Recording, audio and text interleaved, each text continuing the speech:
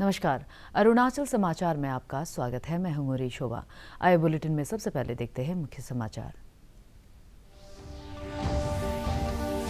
अरुणाचल प्रदेश के तिराप जिले के लोंगलियांग गांव में कल एक भीषण आग दुर्घटना में 5 वर्ष की एक बच्ची सहित 2 लोगों की मौत, 100 से अधिक घर जलकर हुए नष्ट। मुख्यमंत्री पेमा खांडू और उप मुख्यमंत्री चाउना मैन सहित कई वरिष्ठ नेताओं ने आग दुर्घटना में हुए जानमाल के नुकसान पर जताया शोक।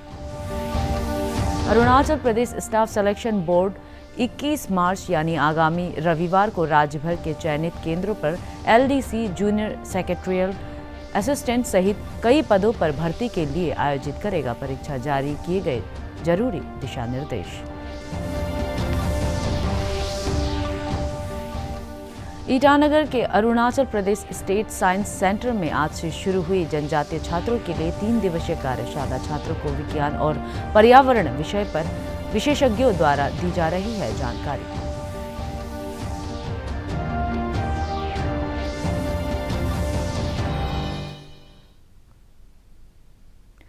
तिराप जिले के लाजू अंचल के लोंगलियांग गांव में कल एक भीषण आग दुर्घटना में 5 वर्ष की एक बच्ची सहित 2 लोगों की मौत हो गई और 114 घर पूरी तरह जलकर नष्ट हो गए। मृतक व्यक्ति की पहचान 60 वर्षीय जेन लॉन्ग वांगसा और 5 वर्षीय मोनिया खौते के रूप में की गई है। जिला उपायुक्त तारो मिजे ने बताया कि यह घटना कल दिन में करीब 11 बजे हुई। उन्होंने बताया कि अंचल अधिकारी के नेतृत्व में अधिकारियों के दल ने घटनास्थल पर जाकर स्थिति का जायजा लिया और प्रभावित परिवारों से बातचीत की। मुख्यमंत्री पेमा खांडू ने तिराप जिले के लोंगलियांग में आग दुर्घटना से हुए जानमाल के नुकसान पर शोक व्यक्त करते हुए शोकाकुल परिवारों के प्रति हार्दिक संवेदना व्यक्त की। मुख्यमंत्री ने कहा कि प्रभावित परिवारों को राहत सहायता प्रदान करने के लिए जरूरी कदम उठाए जा रहे हैं। अंदर लाजो सर्कल और करीबन 11 to 12 बजे के बीच में ही 1 घंटे के अंदर में ही पूरा सारा बस्ती नष्ट हो गया। इस पर 2011 सेंसस वहाँ में 139 हाउस होल्ड है एंड 702 पॉपुलेशन हैं। एकदम जस्ट इमीडिएट के लिए मैं यहाँ से कुछ चावल, आलू, नमक, मिर्चा वगैरह इमरजेंसी के लिए हम अभी बेच रहे आज शाम के यूज़ के लिए। For the entire house holds का जो के लिए मैं कल और अरेंज कर रहा है। जितना नेसेसरी जो रिलीफ आइटम्स हैं मैं अपना तरफ से करके कल सुबह में खुद ही पर्सनली एसपी साहब, एडीसी साहब, यहाँ का डिजास्टर मैनेजमेंट, यहाँ का जितना ऑफिसर्स है उन लोगों के साथ में खुद पर्सनली जाने के लिए डिसीजन ले लिया। My sincere request to all the peoples of Tirap district to kindly please extend your this call all supports case और kinds whatever possible from your sides. Arunachal Pradesh staff selection board APSSB 21 मार्च यानी रविवार को राज्य भर के चयनित केंद्रों पर LDC, junior secretarial assistant, record keeper और कंप्यूटर ऑपरेटर के पदों पर भर्ती के लिए परीक्षा आयोजित करेगा।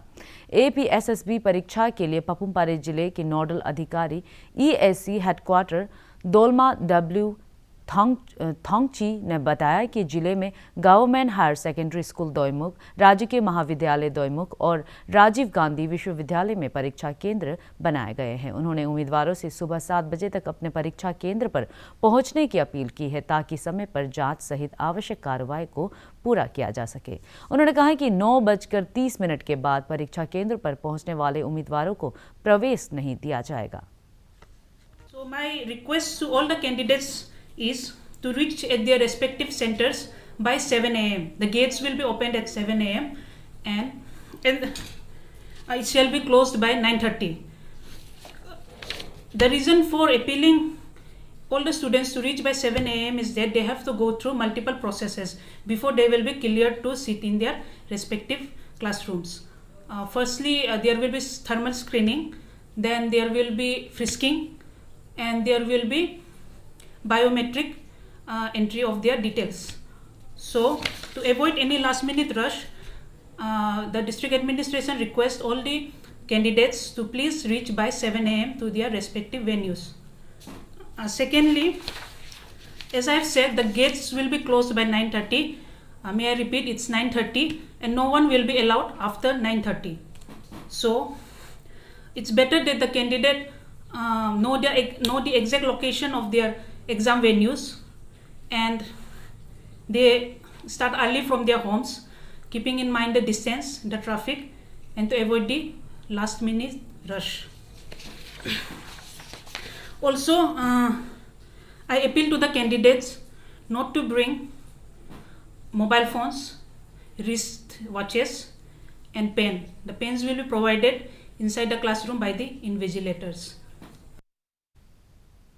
केंद्रीय गृह राज्य मंत्री नित्यानंद राय ने कहा है कि केंद्रीय रिजर्व पुलिस बल सीआरपीएफ नक्सलग्रस्त इलाकों में सरकारी नीतियों को अमल में लाने के लिए कृत संकल्प होकर काम कर रहा है। सीआरपीएफ के 82वें स्थापना दिवस के अवसर पर श्री राय ने कहा कि बल ने झारखंड और छत्तीसगढ़ के नक्सलवाद की आशंका वाले इलाकों में शांति और विकास का मार्ग प्रशस्त किया है। उन्होंने दृढ़तापूर्वक देश की सुरक्षा में तैनात रहने के लिए केंद्रीय रिजर्व पुलिस बल की सराहना की।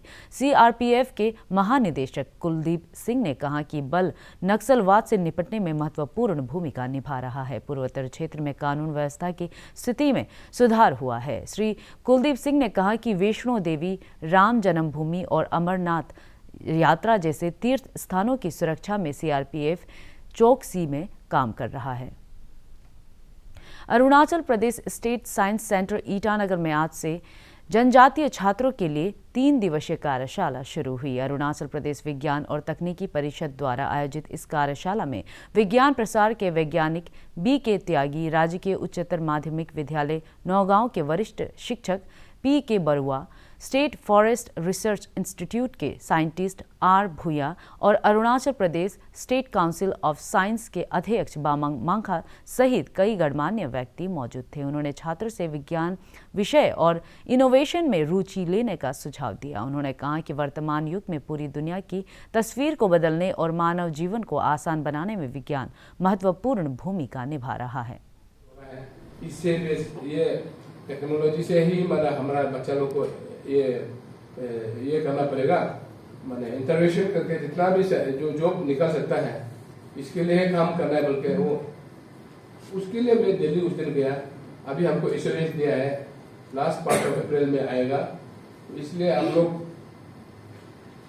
लोग का जितना अरुणाचल में कहीं भी वो जो सेंटर जो है कहीं भी नॉर्थ ईस्ट में नहीं है, और ना वो जो ऐसे लैब लगा रहा है।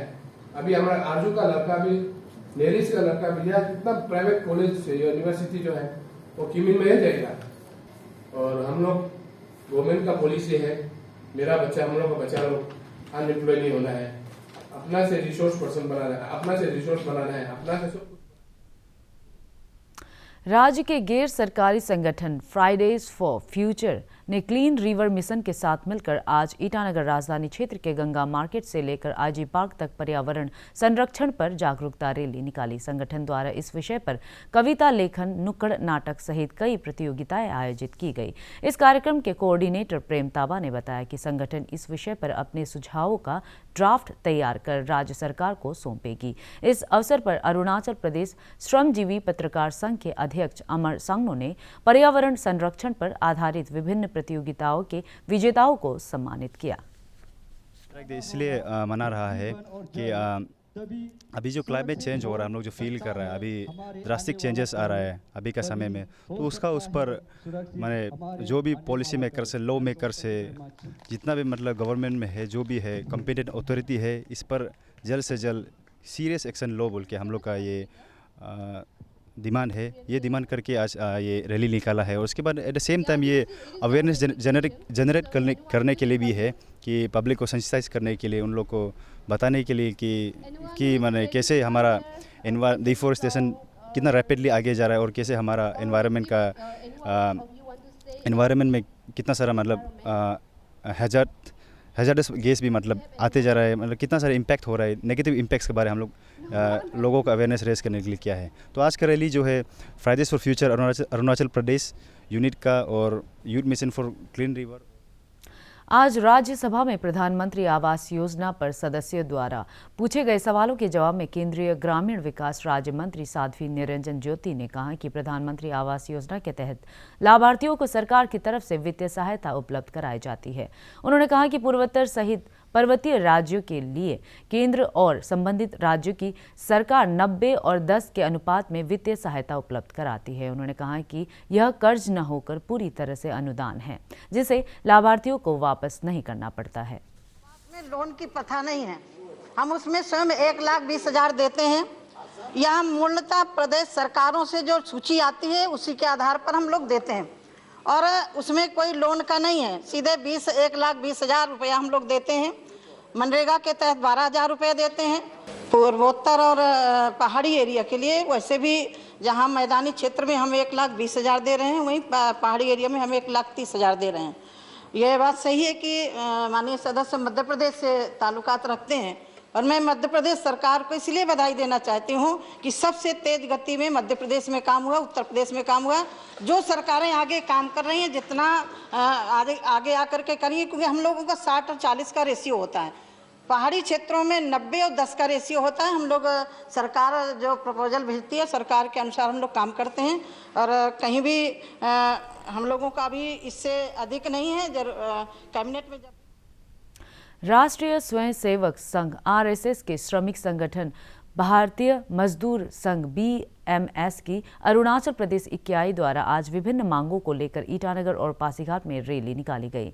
बीएमएस सभी विभागों में समान काम करने वाले कर्मियों को समान ग्रेड देने, अरुणाचल प्रदेश भवन और अन्य निर्माण कार्य कामगार कल्याण बोर्ड में उपाध्यक्ष के पद का सृजन करने, असंगठित कामगारों के कल्याण के लिए अलग बोर्ड बनाने, विद्युत, पब्लिक हेल्थ, इंजीनियरिंग और जल आपूर्ति विभाग में कार्यरत कर्मियों को अनिवार्य रूप से सेफ्टी टूल्स प्रदान करने की मांग की है। संगठन ने विभिन्न विभागों में रिक्त ग्रुप सी और डी के पदों पर कार्यरत अस्थायी कर्मचारियों को डीपीसी के माध्यम से नियमित करने, कंटीजेंसी या कैजुअल वर्कर्स की सेवा के दौरान मृत्यु होने पर उनके परिवार के सदस्य की भर्ती करने और सरकारी क्वार्टर में नहीं रहने वाले सभी कर्मचारियों को हाउस रेंट अलाउंस देने सहित कई मांगों को सरकार से पूरा करने का आग्रह किया है। 3 करोड़ 93 लाख से अधिक लोगों को कोविड का टीका लगाया गया है। केंद्रीय स्वास्थ्य मंत्रालय ने बताया है कि पिछले 24 घंटे में 22,02,000 से अधिक लोगों का टीकाकरण किया गया। कल देश भर में कोविड के 39,726 नए मामले सामने आए और 20,000 से अधिक रोगी स्वस्थ हुए। इस दौरान 154 लोगों की संक्रमण से मौत हुई। इधर अरुणाचल प्रदेश में कल कोविड का एक नया मामला सामने आने से सक्रिय मामलों की संख्या बढ़कर 3 हो गई है। कल राज्य भर में कोविड जांच के लिए 302 सैंपल एकत्र किए गए। उधर सिक्किम सरकार ने कोविड महामारी से निपटने के लिए नई अधिसूचना जारी की है। इसके अनुसार राज्य में रेस्टोरेंट, बार, नाइट क्लब्स, डिस्को, जिम और पब सहित सभी व्यावसायिक स्थल रात्रि 10 बजे से बंद कर दिए जाएंगे। रात 10:30 बजे से सुबह 6 बजे तक आपात स्थिति और व्यावसायिक वाहनों को छोड़कर अन्य वाहनों की आने जाने की अनुमति नहीं होगी। आइए अब हम बात करते हैं एक ऐसे अभियान की जहां फिट इंडिया की मुहिम भी दिख रही है और पर्यटन को बढ़ावा देने की कला भी निखर कर सामने आ रही है। यह अभियान है 1000 बार देखो नॉर्थ ईस्ट देखो। आइए देखते हैं क्या है यह अभियान और कौन इसे आगे बढ़ा रहा है। पेश है एक रिपोर्ट। को देखो, 1000 बार देखो, बार बार देखो और देखते ही रहो। ये कोई नारा नहीं बल्कि उत्तर पूर्व की खूबसूरती, कला और संस्कृति के उस मेल को सामने रखने का मंत्र है जो देश में ही नहीं बल्कि विश्व स्तर पर अपनी एक अलग पहचान रखती है।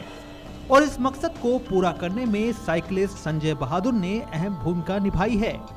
संजय यूं तो असम में आयकर विभाग में प्रिंसिपल कमिश्नर हैं, लेकिन पर्यटन मंत्रालय द्वारा उत्तर पूर्व के पर्यटन को बढ़ावा देने के लिए 1000 बार देखो नॉर्थ ईस्ट देखो अभियान से जुड़कर इस मिशन को साइकिलिंग के जरिए एक नया आयाम दे रहे हैं। संजय की साइकिलिंग का दायरा 1000 किलोमीटर का है, जहां उन्होंने फिटनेस के मंत्र को तो सामने रखा ही है, साथ ही साथ इस दरमियान अपने अनुभव को भी उन्होंने साझा किया। I think the maximum I have done on a day is 117. Otherwise, I always keep it above 100. Minimum is 100. So I have done 7 centuries in 7 riding days. Arunachal समाचार के आज के अंक में इतना ही। जाने से पहले आप सभी से अनुरोध है कि कोविड-19 के दिशा निर्देशों का पालन करें, हमेशा मास्क लगाएं, बार बार हाथ धोएं और सोशल डिस्टेंसिंग के नियमों को मानें। हम कल फिर हाजिर होंगे अरुणाचल और देश दुनिया की खबरों के साथ। चलते चलते आपको बता दें, आप अरुणाचल समाचार हमारे YouTube channel DD news Arunachal पर भी देख सकते हैं। देखते रहिए अरुण प्रभा। नमस्कार।